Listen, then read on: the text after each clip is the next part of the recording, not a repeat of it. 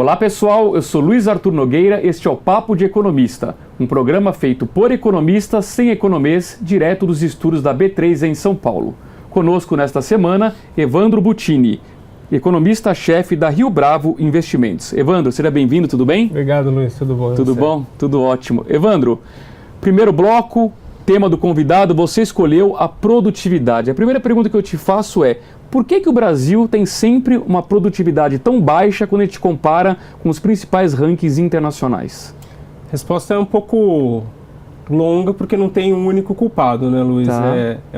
É uma gama de fatores que vão desde as instituições, burocracia, infraestrutura, educação, qualidade dos investimentos e vai até gestão das empresas. Tem pesquisas internacionais que mostram que o Brasil tem muito mais empresas mal geridas do que os pares internacionais. As empresas, então, são muito protegidas no Brasil por um mercado fechado, por um governo que cuida das empresas, deixa as empresas improdutivas sobreviverem, com gestão, então, muito ruins. Aqui a gente tem um conceito de que empresa que morre é algo ruim. Exato, não existe uma destruição criativa no Brasil, né, como dizia o Schumpeter. Sem dúvida. Agora, Evandro, o problema principal da falta de produtividade normalmente está dentro das empresas ou falta qualificação para os trabalhadores? Ou são as duas coisas? São as duas coisas. As empresas, como eu falei, tem pesquisas que mostram que elas são mal geridas, mais do que a média.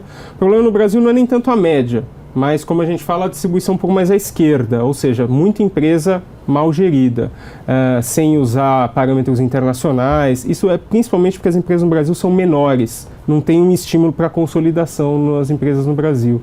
E os trabalhadores são mal qualificados. A gente sabe que a escolaridade no Brasil até cresceu nos últimos anos, o capital humano, depende de como a gente mede, cresceu, só que a qualidade dessa educação é muito difícil de medir. Quando a gente mede, por exemplo, naquela prova internacional, o Brasil costuma ficar entre os últimos colocados. Evandro, e qual é o papel do Estado aqui? É investir em educação? Esse seria o principal? Os economistas gostam de falar que o Estado deve intervir em setores, por exemplo, que tem uma externalidade grande para o resto da economia. Então, por exemplo, infraestrutura.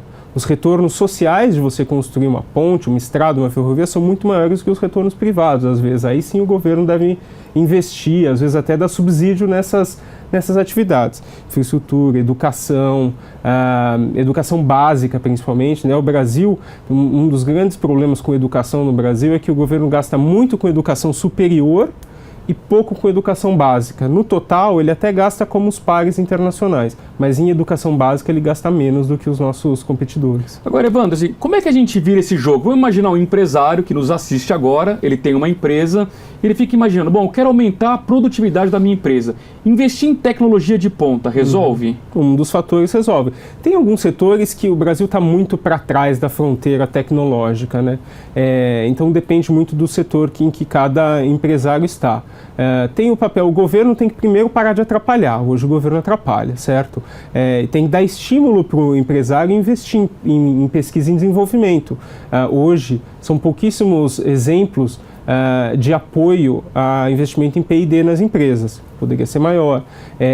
Investimento em educação, como eu falei, educação básica, e depois como fazer uma ligação melhor entre tantas universidades públicas, já que é quase um pecado capital falar de fim de universidade pública de graça no Brasil, mas que tal combinar isso melhor com o setor privado para aproveitar melhor esse investimento tão grande que é feito nas universidades públicas? No começo você mencionou uma coisa interessante, que a gente melhorou a quantidade na educação, mas falta qualidade. Isso. Qualidade desde a base, não é isso? Exatamente. Como é que a gente melhora isso? Por exemplo, investir na qualificação dos professores seria um caminho? Por exemplo, o Brasil, a gente acha que economista aqui no Brasil é macroeconomista, né, que fala de PIB, que fala de Selic. Economista, a maior parte deles são microeconomistas, quando você vai procurar ao redor do mundo. E o Brasil tem vários microeconomistas muito bons que saberiam ajudar o governo a resolver, por exemplo, o problema da educação. Não parece envolver dinheiro, porque o Brasil gasta bastante com educação. É mais focalizar melhor onde gasta esse dinheiro